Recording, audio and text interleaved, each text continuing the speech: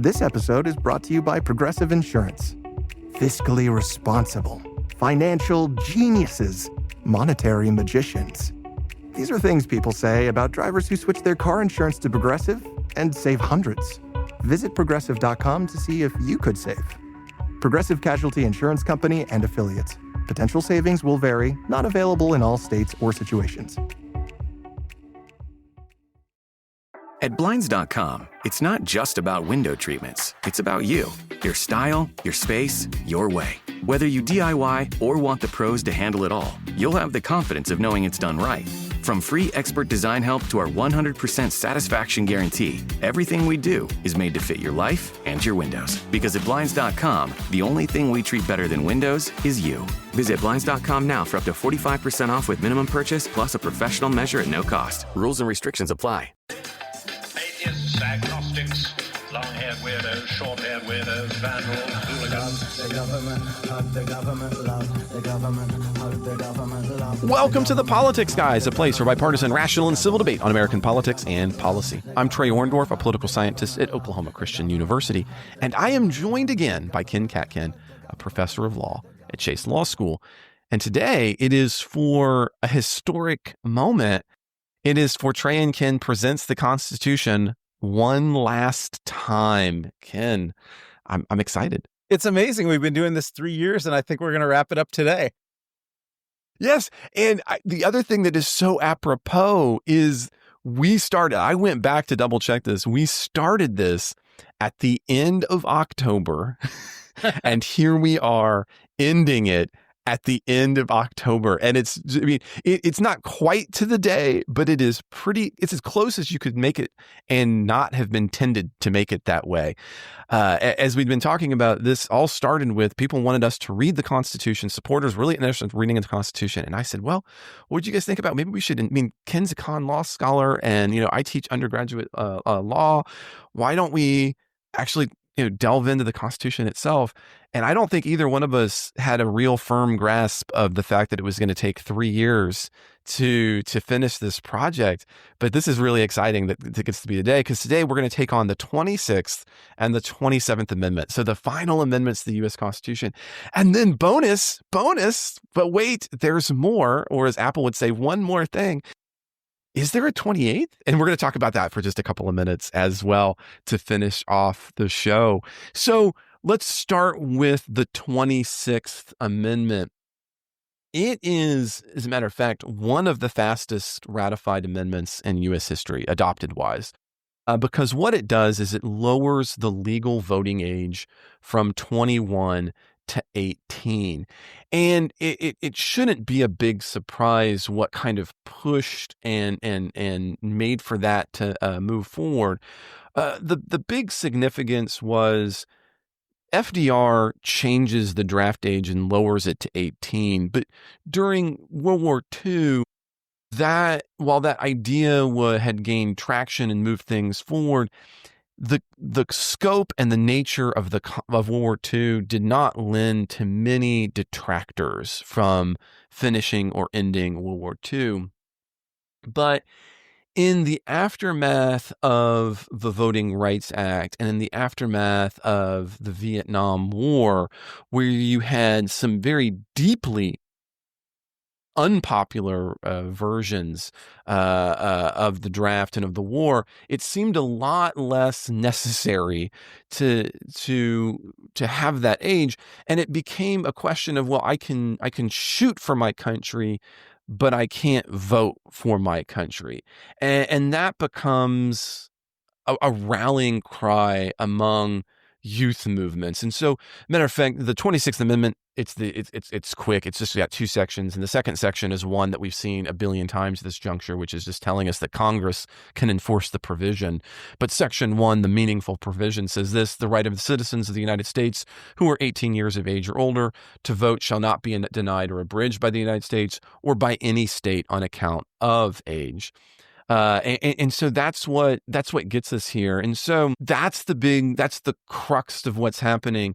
And really, it's just a response by Congress to that inconsistency between what was happening in terms of the draft of Vietnam and the inability of disenfranchised voters to then have to go fight in Vietnam. As a matter of fact, it gets passed unanimously in the Senate and is ratified in the House. And again, I said it was one of the fastest. It's in 3 months. It's a 3-month ratification process. So just historically, really fascinating on those fronts. So Ken, thoughts about the 26th Amendment?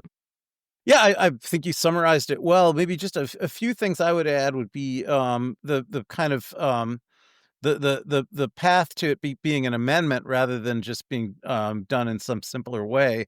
There were efforts before 1970 to try to give 18-year-olds the vote. Lyndon Johnson had considered doing it by executive order, but Congress actually did extend the Voting Rights Act in 1965 to have the 18-year-old vote. So, the reason Johnson didn't do the executive order is Congress said, well, we'll just put it in the Voting Rights Act. And then they did. So the 1965 Voting Rights Act already gave 18-year-olds the vote in every federal, state, and local election. But then that provision was struck down by the Supreme Court. So that's why we had to have a constitutional amendment. Yeah, it's in Oregon versus Mitchell, right? Yep, Oregon versus Mitchell, one of the only 4 cases in American history that get directly overruled by a constitutional amendment. And we talked about all the other 3 when we were talking about earlier amendments. So so we've come to the 4th. Yes. So in Oregon versus Mitchell in 1970, the reason that the Supreme Court held that the Voting Rights Act provisions that gave 18-year-olds the vote were unconstitutional, it was kind of a 2-part reason. The first reason is Congress can't do anything unless it has an enumerated power. So there needed to be an enumerated power that could support that. And so since this was part of the Voting Rights Act, Congress pointed to Section 5 of the 14th Amendment. So, the 14th Amendment has the Equal Protection Clause. No state shall deny to any person within its jurisdiction the equal protection of the laws. Based on that, Congress, in the general parts of the Voting Rights Act, was prohibiting various kinds of discrimination in voting, race discrimination, sex discrimination. And so Congress said, under Section 5, we can enforce the Equal Protection Clause. And one of the ways we're enforcing against discrimination is to enforce against age discrimination. But the U.S. Supreme Court did not accept that in Oregon versus Mitchell. And the court said, well, the thing about the Equal Protection Clause is that the court had been developing this jurisprudence that we talked about when we talked about the 14th Amendment based on the idea of suspect classifications and tiers of scrutiny. So race classifications would be suspect classifications subject to strict scrutiny. Sex classifications would be quasi-suspect classifications subject to intermediate scrutiny. But the court didn't consider that age classifications were suspect or quasi-suspect classifications. So they said if states want to make age classifications in any walk of life, including in voting, that's only going to be subject to rational basis review under the Equal Protection Clause, and that since it would be necessary to have some voting age, you're not going to say 1-year-olds can vote.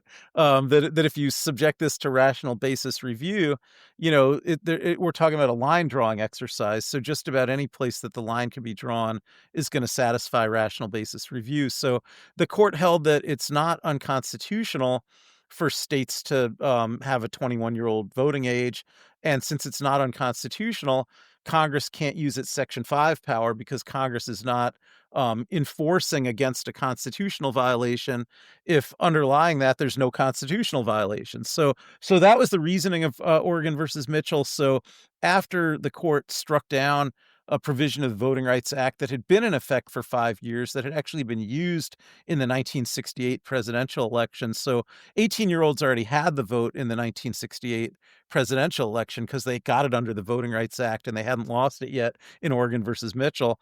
Then President Nixon had praised that after the election, that it became a pretty easy lift to amend the Constitution to overrule that case. One trivia question about you and me that I would add also here is I'm living in the 38th state that ratified, so Ohio put it over the top, and you're living in the next state that ratified. Oklahoma went ahead and ratified just a day after Ohio did, but they missed being the 38th state. So Oklahoma was the 39th state because they were one day late, so their ratification didn't actually count. But it's nice that they did it. And Kentucky, where I work and where you used to live, they've still never ratified it. So it counts because 3/4 of the states ratified it, so it's effective in every state. But yeah, Kentucky is not one of the ones that did. So there's in the end there were 43 that ratified it. The 39th through 42nd came in just within days of the 38th, and then for some reason I don't fully know. So there were 42 states that ratified, at least within a few weeks of when the 38th, but then South Dakota got around to ratifying in the year 2014. So South Dakota, just decided to ratify they decided Talk to ratify about being late. Yeah, that's quite late. But yet, better late than never, because Florida, Kentucky, Mississippi, Nevada, New Mexico, North Dakota, and Utah have never ratified. Yeah. That's fair. See, I was going to have to make some kind of crack, right? Of course, the Sooner State was not sooner enough in this particular instance to beat out Ohio. Yeah. And actually, there were 3 who did it on June 30th of 71. So Alabama, North Carolina, and Ohio. But Ohio was the last one that day, so they get to be the 38th. And then, and then one day later was Oklahoma. Yeah. Well, I'm actually going to pause us there for just a minute because that brings us to the end of our ad-supported preview of our supporters exclusive show. So if you want to get the rest of our show, if you want to hear more about the 26th, 27th, and whatever this weird 28th, what are these guys smoking? And the answer is nothing yet. But I don't know. Maybe Ken was smoking earlier. I just didn't know about it. I can't picture that at all. But be that as it may, you're going to need to become a supporter to listen to the rest of the show. And I would really love for you to be a part of this because, again, this is our last show on the Constitution. It's just that part is really exciting to get to to bring this 3-year process around. And I'd love for you to get to be a shared part of that. So if you head down to the show notes, you can see the different ways you can click on to become a supporter, or you can head to politicsguys.com/support, or you can head to patreon.com/politicsguys, and you can find all these different ways of supporting the show, including Patreon, where you'll get updates and hits from all of these shows. And not only do you get the rest of the show, but you're all going to get all of our shows ad free, which is huge because there's ads and it's terrible. So be less terrible in life and support the Politics Guys and join us for our last Constitution show as we get around to that 3-year mark, which is, again, it's just amazing. Now, if you've got some kind of questions, you can always reach us as mail@politicsguys.com. And that includes if you're just not in a financial position to support the show right now, reach out, let us know. We can make some things happen, and we'd like to do that for you. If you could, don't forget to subscribe, rate, and review the Politics Guys. AI rules the world, and that's the way you're going to make it helpful.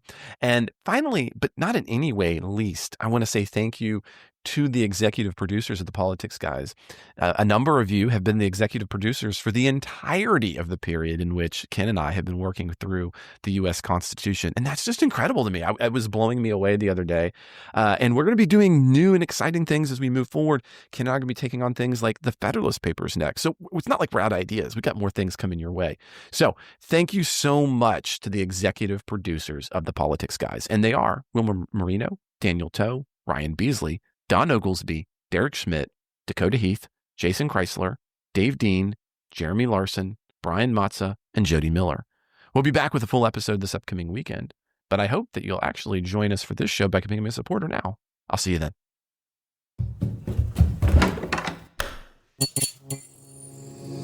This podcast is part of the Democracy Group,